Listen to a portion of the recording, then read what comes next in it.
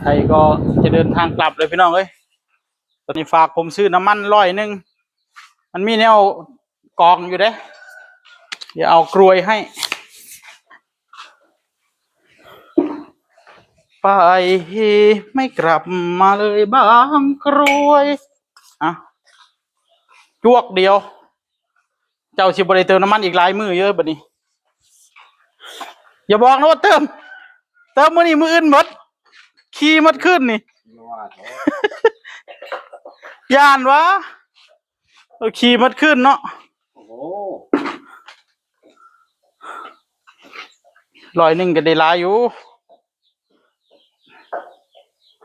โอ้เครื่องคุณตายเครื่องจังหน่อยคันอยากให้เต็มอ่ะมันประมาณ170 บาทเต็มนะเฮ้ยยังอีหยังล่ะบัดนี้โอ้ยเทนี่ก็กว่าหมดไปแล้ว5 บาทแล้วนั่นระยะสูบล้นลงไปในนี่ละพึบพากันแล่นบ่ทันได้บัดนี้เด้สูบรถเจ้าของเนี่ยเขาก็บอกอยู่ว่าห้ามดูดบุหรี่ขณะเติมน้ำมันพอใหญ่นี่จัดไปเต็มๆพี่น้องเอ้ยปุ๊บบับขึ้นมากอะพูดแล้วเฮาโยนลงสระแล้วเฮาก็ได้เนาะ เอาโค้งไว้ขาย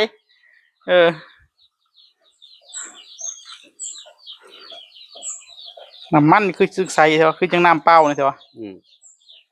บอกคือเขาขายในร้านเนาะเขียวสมนั่นปลอมบ่นี่ฮะมันคือสีมันคือบ่แจ๊ดๆปานใดเนาะมันก็บ่คือตัวก็ขายในร้านแล้วก็บ่ได้เอาในปั๊มไม่ได้หลายบ่โอ้เกือบเต็มตาไทยขี่ได้จังมือสำนีบ่เจ้าว่านี่ประมาณเดือนนึงโอ้ยอย่าว่าไปน้ำมันสิขี่ฮอดเดือนนึง3 มื้อไปเอาพ่ออยู่ว่า3 มื้อ3-4 มื้อเนาะประมาณ3-4 มื้อเอาก็ขี่สำนีหนึ่งเนาะคันบ่ได้ไปเลาะไกลก็คือสิได้โดนอยู่หรอกเจ้าว่านะแต่ไทยบอกว่าสิได้เดือนนึงเอาก็ลองเปรียบเทียบกับการเติมเท่าละขวดเปรียบเทียบกันมันสิได้คุ้มกว่ากันบ่ว่าบ่ต่ำกว่า10ขึ้นเลยเจ้าว่านะเกือบเต็มเนาะดึงน้ำในถังนั่นน่ะแม่นน้ำเปล่าขี่ไปจังน้อยเอาน็อกแล้วได้รถข่อยผสมน้ำเปล่า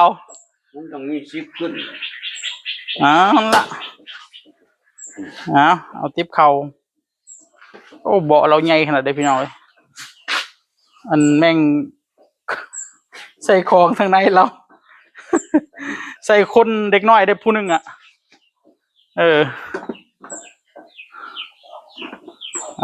ได้การคู่ทางเก่าเมื่อซะมันสิได้ใส่กบใส่เขียดมันลายมือแล้ว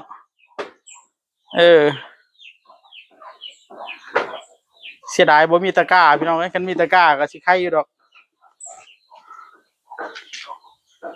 ค่อยเห็นเขาเจ้าเอาคุมัดเฮ็ดตะกร้าเอาตะกร้าอยู่เงินลายอันใดก็คือบ่ใช้ซะนะฮะ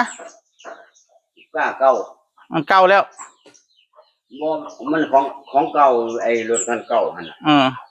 บ่แม่นของมันได้แล้วมันใส่บ่ตรงกันบ่แต่มันใส่ได้อยู่ใส่คือบ่ใส่ไว้พอได้ใส่ของติบเข้าติบนั่นออกอีกแหละแปลว่าสิเอามาเชื่อมอยู่เอามาเชื่อมลืมหมู่เจ้า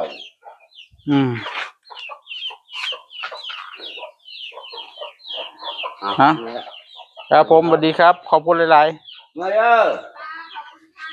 ครับเมื่อแล้วได้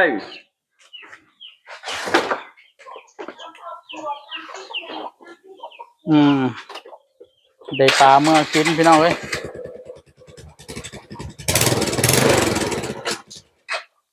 รถก็อยากดับอยากบ่ค่อยดีปานใดไป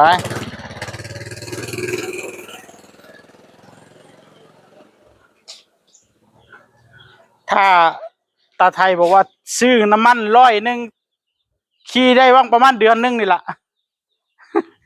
เบิ่งจากน้ำมันแล้วว่าซั่นโอ้มันสิขี่ปานนั้นบ่พี่น้องเอ้ย โอเคครับผมฝากไว้เท่านี้สวัสดีครับ